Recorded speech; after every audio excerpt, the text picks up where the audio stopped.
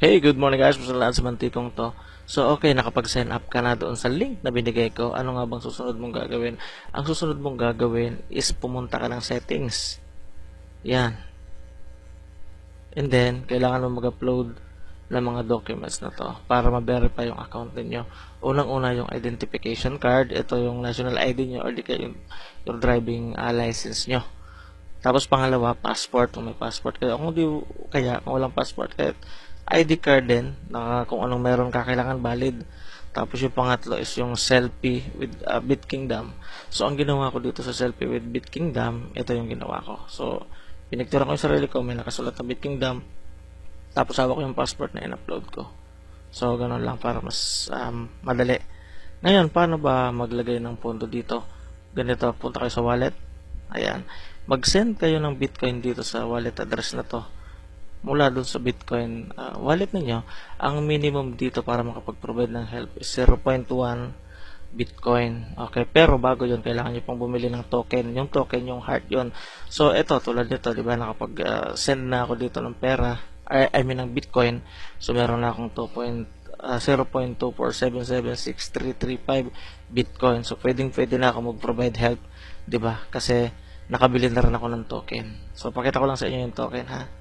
Ayan, so explain ko lang to. Bago po kayo makapag-provide ng help dito sa BitKingdom, kailangan po bili kayo ng isang token. So, ang isang token lang naman is 0.025, ganon. Ulitin ko po, kailangan nyo munang bumili ng token, at least isang token, okay, para makapag-provide help ka. Tapos yung pag-provide help naman, ang minimum po ay 0.1 BTC or Bitcoin. So, maliwanag po yon ha.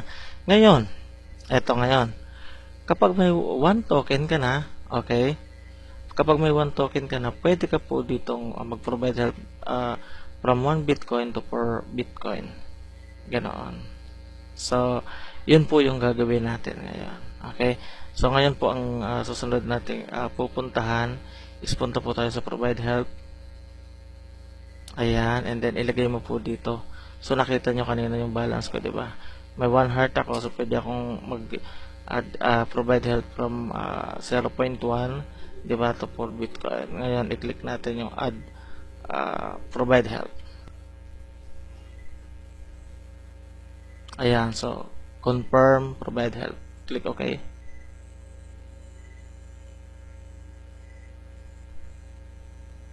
Click mo lang to.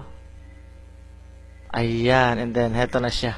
Okay, ang nakalagay dito, okay, i-activate daw natin. So, ibig sabihin yan, naka-ready na siya.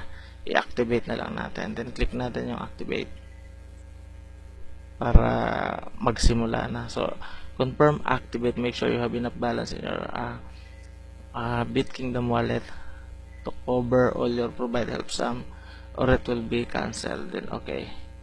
Click yung activate. Yan, so okay na siya, naka-queue na siya. Okay, so makikita mo dito yung history ng provide help mo. So, ayan, okay na tayo. Nakapag-provide help na tayo. So, siguro po, yun lang muna ulit sa ngayon. Magbibideo ulit ako sa mga susunod para masubaybayan nyo kung ano nga bang nangyayari sa account ko. Kasi po, ganito yun, pakita ko lang sa inyo. Punta lang ako doon sa referrals ko. Ayan. So, kung makikita nyo po kasi dito, okay, itong taong to, okay, meron po siyang balance, then nag-provide help siya ng 0.1. Ngayon, hindi pumasok yung referral bonus sa akin. Bakit? Kasi di pa ako napag-provide help. Okay? So, ganun po dito. So, kailangan mag-provide help ka para makatanggap ka ng referral bonus. So, ito naman po, ang sa kanya, okay, may balance siya. Okay, nag-deposit siya ng Bitcoin sa account niya pero hindi pa siya nag-provide help. Ganon pong ibig sabihin yan. Kaya po wala pang date dito. Ganon. So, heto na po lahat ng mga nag-sign up sa account ko. So, napakarami po niyan. Grabe. Iba't ibang bansa. So, yung PH, Philippines, yung AE, United Arab Emirates yata to.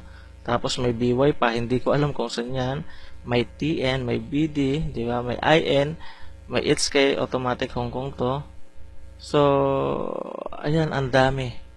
Grabe. So, di ako makapaniwala sa nangyari kung, di ba, grabe. Ganun na lang kalakas nitong BitKingdom. Kaya nga sabi ko, ah, maswerte pa rin tayo kasi kahit pa paano nakapasok agad tayo. At yun, salamat ulit sa mga nagtiwala.